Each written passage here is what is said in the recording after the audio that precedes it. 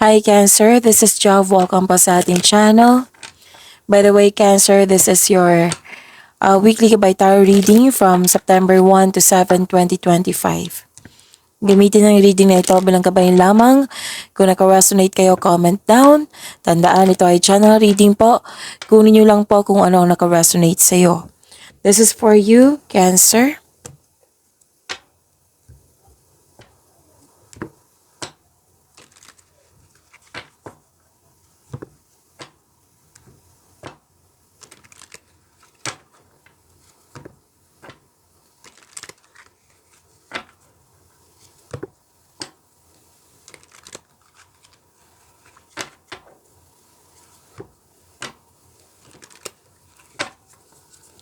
Para po ito sa iyo, Cancer, ngayong September 1 to 7, 2025.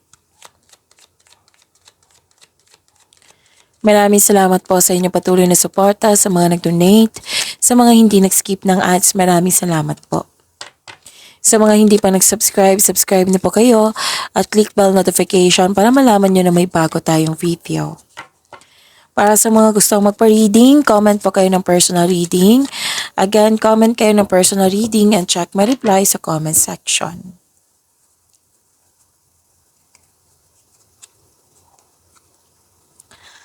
Mas lumawak yung ambisyon nyo sa buhay. Nagkaroon ng importanteng desisyon, nagkaroon ng importanteng ganap sa passion. Mag-ingat lang po kayo ha, kasi may argument akong nakikita dito. May nagsinungaling, pwedeng rivalry, pwedeng tuto sa'yo, or tungkol to sa third party concern. So, sinabi ko kanina, di ba, kung kunin nyo lang po kung anong, excuse me, kunin nyo lang po kung ano yung naka-resonate sa'yo, Cancer. Okay, may parating na malaking pera. Excuse me. May parating na malaking pera or di kayo importanteng news or information na oo, at malalaman mo din yung totoong intensyon ng isang tao sa iyo.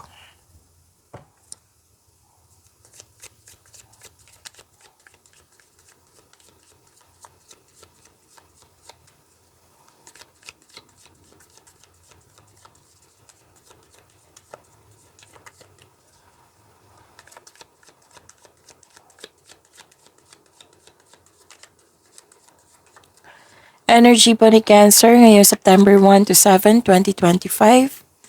So, takpan lang natin to. Huwag kayo matakot sa card na ito. Takpan lang natin para hindi kayo ma-distract. Okay?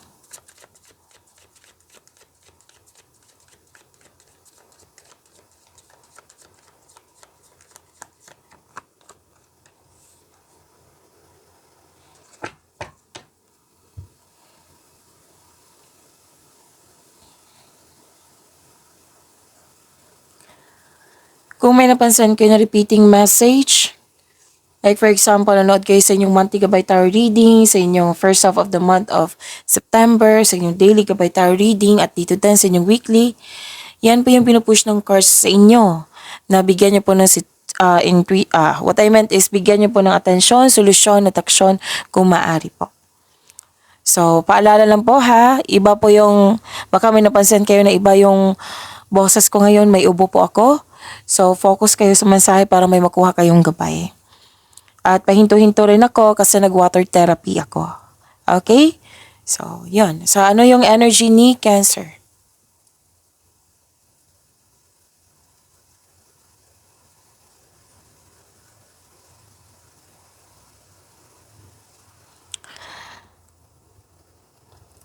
Umiwas kayo sa toxicity. Lumabas siya dito sa dalawang card dito, oh. Sa inyong oracle cards, lumabas din siya dito. Sa dalawang card. Umiwas kayo kasi ito yung magkapagbigay sa iyo ng weakness or ito yung dahilan na magkakaroon siya ng blockages. So, kailangan natin i-maintain yung positive energy flow natin para tuloy-tuloy yung pasok ng blessings. Okay?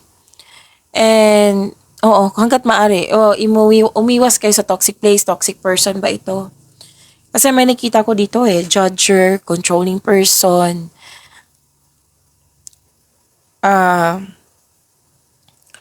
may overspending sa trabaho or may concern sa materialism.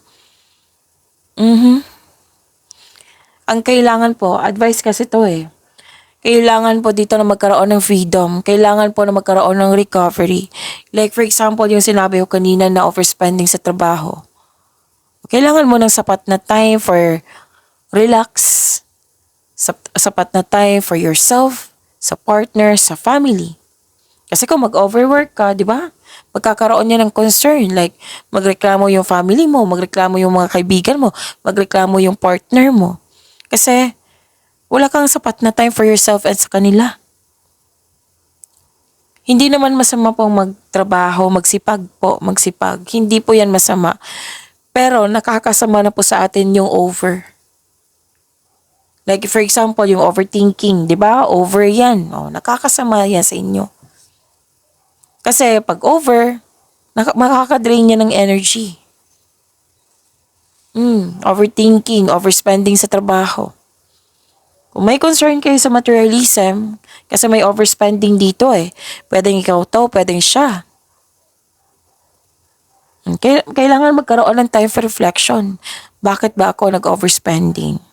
Kailangan ko makontrol to kasi pinaghirapan ko to. Kailangan ko makontrol yung pasok at labas.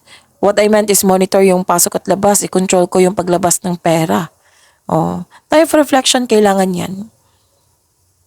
Or di kaya'y concern mo to sa kapwa mo na may concern ka sa materialism. Pag-usapan nyo. Kaysa bit-bit mo yan, mahirapan ka. Kasi nakikita ko dito sa dalawang card mo, parang, hindi siya parang, nakikita ko kasi dito na nakakulong ka sa iyong isipan, sa iyong nararamdaman, tumigil ka eh. Tumigil ka na wala kang ginawang aksyon. That is creating blockages. Yung sinabi ko kanina, kung gusto mong tuloy-tuloy yung pasok blessings, then you have to overcome this kind of concern. Or kung hindi pa nangyari, then kailangan mo maiwasan. Kung nangyari na, kailangan mo ma-overcome. Like for example, another example na naman, may bisyo ka. Like, nag-collect ka ng mga bagay-bagay dyan. Kasi, gustong-gusto mo. So, hindi naman yan masama. Pero you have to balance it. Kasi maapektuhan yung pera kasi bibili ka yan eh. Na nagiging bisyo na every other day, bumibili ka. Like for example, parati kang nag-orange up, nag-order. Tapos, naging dahilan to sa pag-disbalanse sa inyong kaperahan. So, ano yung dapat gawin mo? Mag-isip ka. Paano ko to maiwasan? Kasi, pinaghirapan mo yung pera mo eh. Kung tungkol to sa'yo ha, kung tungkol to sa kapwa, pag-usapan nyo. Hindi ibig sabihin na mag-away. Pag-usapan para magkaayos. Para maging maayos. Baka kailangan lang ng tao na kausapin, i-remind, para ma-realize niya. Kasi we are not perfect, diba? Kahit tayo magkakamali niyan. So, we need someone na may ma-remind, diba? Pero yung intuition nyo, magre-remind talaga yan sa inyo. Cancer, baka napasobra ka na, baka kailangan ng i-balance muna. Kailangan mo lang makinig sa inyong intuition. Okay, you have to help yourself. Kasi itong dalawang card na ito na this is not, this is not, what I meant is this is good for you, itong reminder na ito. Para kung alam mo kung ano yung dapat maiwasan, ano yung dapat ma-overcome. Advice to eh. Huwag niyong i-take ng negativity kasi this is gabay. Pinapaalala sa inyo. Kasi pinaghirapan nyo, di ba? Okay. So most likely, yun nga, overthinking, overspending sa trabaho, overspending sa material na bagay. Pwede may tao dyan na sobrang toxic. So ano yung dapat gawin mo? Anong dapat gawin? Cancer. Put space. Miss Jav, hindi ko maiwasan siya kasi kasamahan ko siya sa trabaho. Put space. Siguraduhin mo na hindi mo tanggapin yung energy niya. Kung may masakit siyang sinasabi sa'yo, pwede mo naman siya kausapin. Kung ayaw mo, then huwag mong tanggapin kung hindi naman totoo. You have to control. You have to balance it. Huwag kayo mag-create ng blockages. Pinapaalala kayo ng dalawang card mo. Okay? Kung sumusobra na, balanse. Kailangan po ng freedom, free yourself. Dalawang card mismo nagsabi dito free yourself. Kailangan magkaroon ng recovery. Miss Job, mahirap naman yan. Wala namang simple, di ba? Oo. Kasi kung pag simple, what I meant is, kung mahirap, may matutunan ka dyan Di ba? Mas maging strong ka dyan. Kung simple, hindi siya, what I meant is, yung, hindi ko ma-express. Kung masyadong simple, baka hindi mo siya ma-take as, lesson. Pero kung may ma-offend sa sa mga sinasabi ko, galing yan sa cards. Kung may ma-offend, huwag niyong i-take. Okay? Alam niyo naman yung sinabi ko kanina na kunin niyo lang kung ano yung naka-resonate sa iyo.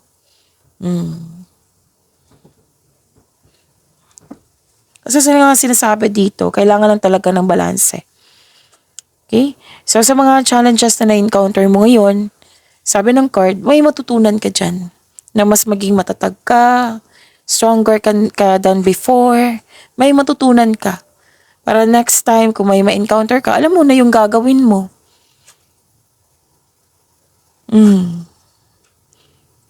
Kung may controlling person dyan, kausapin mo. Huwag mong kimkimin. Even my boss before, na kinausap ko talaga. Yung mag-isa lang siya na tiningnan ko siya sa office niya. Kasi magkaiba kami ng office. Tiningnan ko siya sa office niya na wala siyang masyadong ginagawa. So, umupo ako sa, sabi niya, ano yung kailangan mo? May kailangan lang kayong malaman. So, in-express ko, inopen ko sa kanya. Medyo na-offend kasi may nasense akong pride Masasense ko yan kasi reader ako Oo, malaramdaman ko yan. Tapos, at the end of the day, pinaitindi ko sa niya hanggang sa nagkasundo kami. So, the next time, kasi may may controlling person na wala na siya sa scope ng kanyang posisyon. Okay? Oo, parang namemersonal na. Hindi siya parang namemersonal na. So, pinapaalala ko siya na ganun. So, mas mabuti talaga communication. Okay? Kung tungkol ito sa connection sa isang tao. Kung hindi maaari na mag-open up ka sa kanya, Miss Chav, hindi naman wala akong confidence, ganun. Sikapin yung wag mong tanggapin yung negative energy niya. Instead, ipagdasal mo siya. Ihingi mo kay God na, God, ikaw yun na po bahala kay ganito na name, complete name. Kasi nahihirapan ako, nagbibigatan ako sa kanya. Kung may learnings ako nito, God, sana maunawaan ko talaga na ma-accept ko itong challenge na ito as a learning journey. Okay? So, sana makuha mo yung tinumbok ko. Cancer. Wow. Kasi na-prompt ako na lumabas kasi dito, dalawang cards dito din. So, in-explain ko ng mabuti kung paano yan i-process na sinabi rin ng card nyo dito. Nagbigay lang ako ng example. Kasi minsan may mag-comment na paano hindi ma-gets yung sinasabi ng card. So, nagbigay ako ng example. Kahit nahihirapan ako magsalita ngayon, nag-try ako ng best ko para mabigay yung mensahe. So, you have to free yourself. Kasi para kang nakatali sa isang bagay, sa isang sitwasyon, or sa isang tao. You have to free yourself. Kailangan ng forgiveness.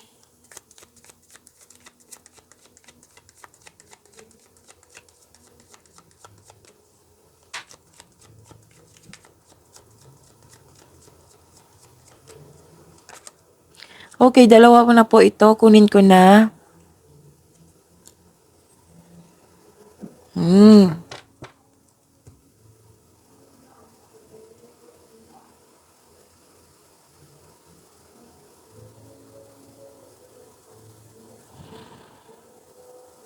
Okay, marami kayong ideas. Actually, maraming offers sa iyo dito, Cancer.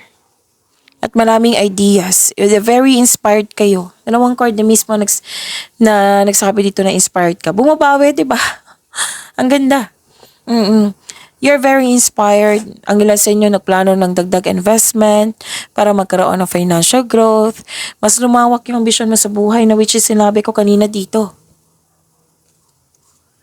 May plano kayo mag-level up, gusto niyo ng promotion, yung pinagigihan mo talaga, naging masipag ka.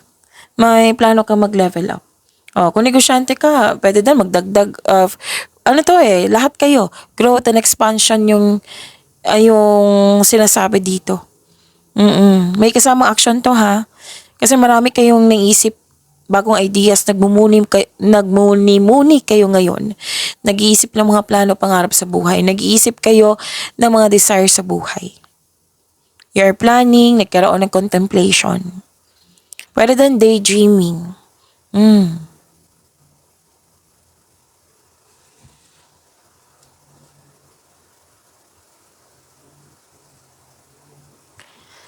Wow, this is wealth, family, and inheritance. Yaman to ha. Oo, wealth po. May plano kayo ng pamilya mo or grupo ng tao na magbuo ng negosyo or may ilan sa inyo may alok na business partnership and may posibilidad na bibili kayo ng property at full support yung grupo ng tao sa iyo, sa iyong plano sa buhay, sa inyong career and money. Maghingi kayo ng payo sa mga tao na respeto mo na mas matanda pa sa iyo, wiser pa sa iyo, elders, parents, mentor. Magkakatanggap ka ng mana or pensyon or retirement or masaganang ani ng buhay. Nag-spend time ka rin sa grupo ng tao and I believe this is your family. Nag-save ka din ng money. Oh, this is good. Diba? Kasi may parating kayo na malaking pera So, it might be that 20% or itong malaking pera na ito i-save nyo. So, claim nyo po ang ganda ng career and money nyo. May iniisip pa kayong Aquarius?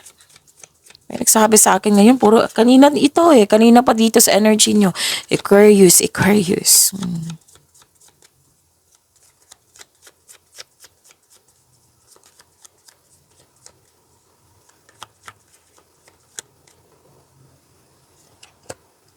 Oh, ang ganda naman.